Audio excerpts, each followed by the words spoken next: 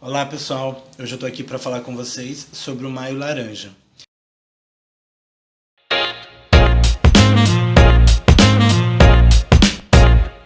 No dia 18 de maio é o dia específico, do combate ao abuso e à exploração sexual infantil. Esse mês e essa data é decorrência de um acontecimento em 1973 com uma criança que foi molestada e abusada por outras pessoas.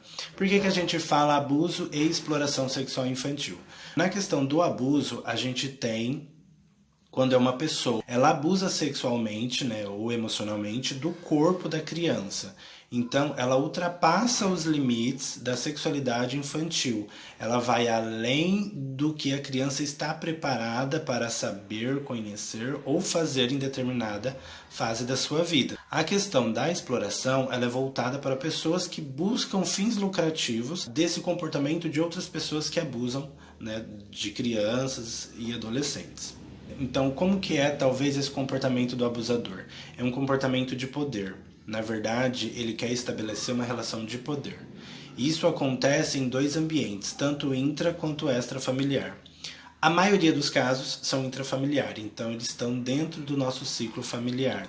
E também pelo um pouco do medo dos pais em comentarem, falarem sobre uma educação sexual. E aí quando a gente fala disso, a gente não quer extrapolar nenhum limite.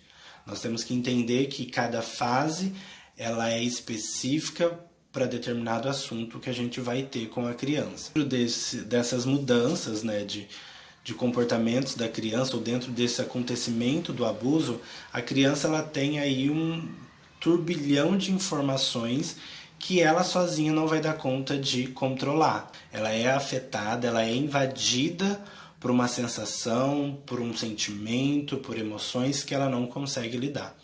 E aí vai ter algumas mudanças de comportamento. Aí eu quero fazer uma observação aqui para vocês de que a criança ela está em fase de desenvolvimento, ela tem mudanças de comportamento. O que eu vou falar aqui é em casos que deve existir uma observação muito minuciosa, tá?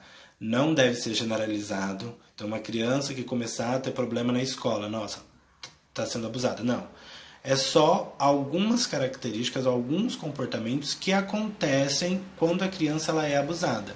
Alguns dos problemas podem ser problemas de sono, age de modo agressivo, ela opta por brincar sozinha, desobedecer pais e professores, medo de lugares e pessoas, brincadeiras sexuais persistentes, como se fosse um adulto brincando, Para a idade de uma criança, determinado tipo de brincadeira envolvendo a sexualidade, ela não é correta, certo? Porque ela está tendo conhecimento de algo que não é para a fase dela. Dificuldade de concentração na escola, e a criança com imenso sentimento de culpa. Culpa que não é dela. Ela não tem que ter sentimento de culpa. Da criança, ela não está preparada biologicamente, sentimentalmente, emocionalmente, fisicamente na questão do abuso ou da exploração sexual.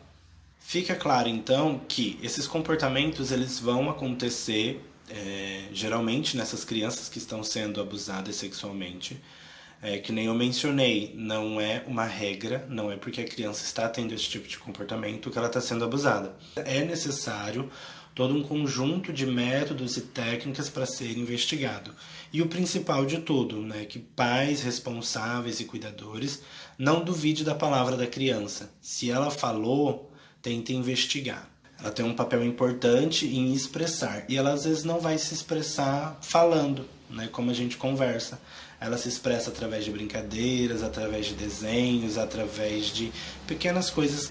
E até como pai, cuidador responsável pela criança, essa pessoa ela tem que estar alerta sempre ao que está acontecendo em volta da criança para que ela seja uma pessoa de confiança, para que a criança consiga externalizar, verbalizar sentimentos e emoções referente a um possível abuso que está acontecendo com ela.